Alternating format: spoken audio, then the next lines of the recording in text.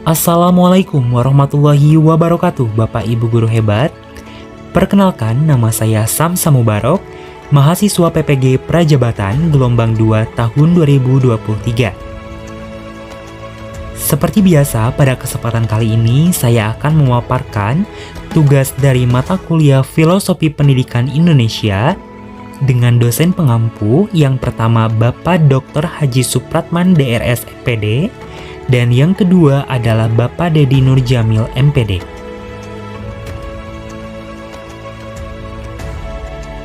Pada kesempatan kali ini, yang akan saya bahas yaitu dalam topik 1 mulai dari diri, tugas 3 yaitu komitmen diri.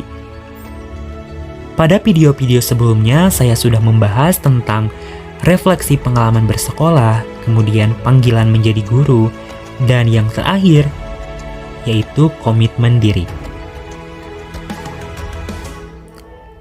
Dalam komitmen diri ini yang akan saya bahas diantaranya adalah why, tujuan, alasan, keyakinan, motivasi, kemudian how, strategi dan kebutuhan, kemudian what, yaitu langkah-langkah konkret dan waktu yang dibutuhkan.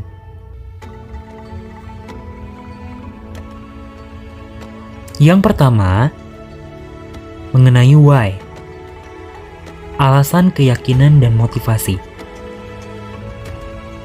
Pada pertanyaan pertama di sini, mengapa saya mengikuti mata kuliah Filosofi Pendidikan Nasional? Untuk jawaban saya, sebagai mahasiswa PPG Prajabatan, mata kuliah Filosofi Pendidikan Indonesia menjadi salah satu mata kuliah yang wajib dipelajari dan dikuasai oleh mahasiswa PPG Prajabatan.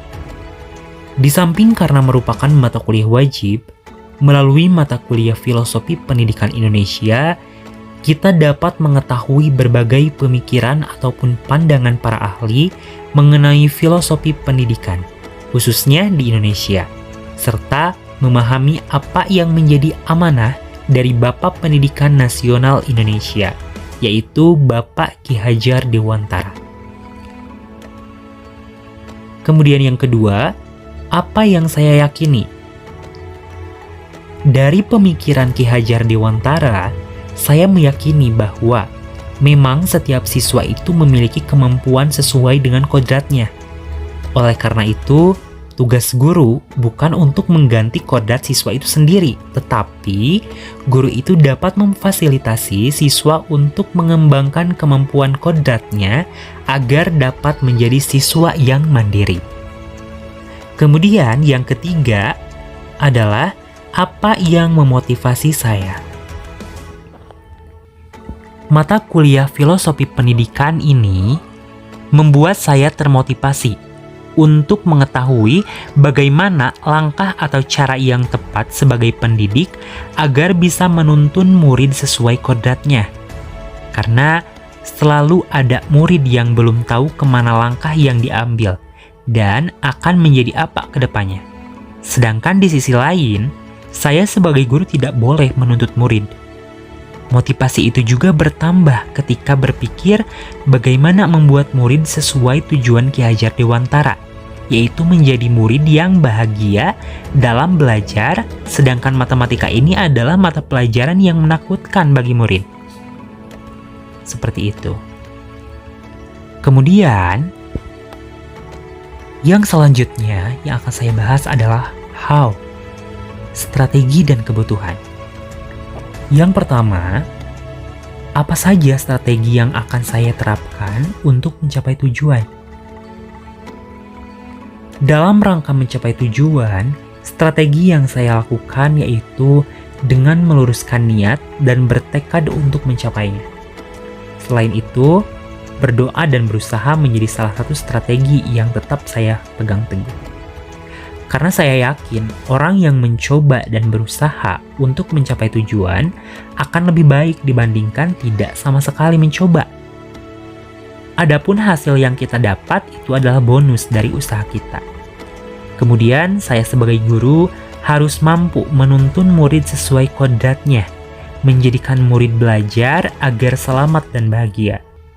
Strategi yang dibuat tentunya menghapus terlebih dahulu stigma negatif bahwa guru matematika itu galak dan matematika itu pelajaran yang sangat menakutkan atau susah. Nah, dengan cara menjadi guru yang membuat muridnya bahagia dan nyaman dalam belajar, memberikan materi esensial sesuai dengan kebutuhan dan kemampuan murid sehingga nantinya murid itu tidak merasa kesulitan lagi dalam belajar matematika. Kemudian, apa saja yang saya butuhkan untuk menjalankan strategi tersebut? Dalam rangka menjalankan strategi yang saya miliki, saya membutuhkan motivasi dan dorongan orang sekitar agar tetap teguh dalam pendirian dan berusaha mencapai tujuan dengan strategi yang dimiliki. Dan tentunya, saya membutuhkan ilmu dan pengalaman yang cukup. Dengan mengikuti mata kuliah ini, saya juga sebagai kebutuhan bagi saya agar mampu untuk memahami filosofi pendidikan nasional yang nantinya itu akan berguna untuk menentukan langkah saya ke depannya. Dan yang terakhir yang akan saya bahas dalam tugas ketiga ini adalah what. Langkah-langkah konkret dan waktu yang dibutuhkan. Yang pertama, apa saja langkah-langkah konkret yang akan saya jalankan? Langkah konkret yang akan saya jalankan adalah memanusiakan peserta didik. Artinya, saya tidak akan memarahi atau menghukum peserta didik yang melakukan kesalahan. Sebagai gantinya, saya mencari solusi bersama peserta didik tersebut. Langkah yang harus diambil agar tidak melakukan kesalahan yang sama. Jika tidak berhasil, saya serahkan kepada guru BK ataupun kesiswaan dan tidak akan mengatasinya sendiri.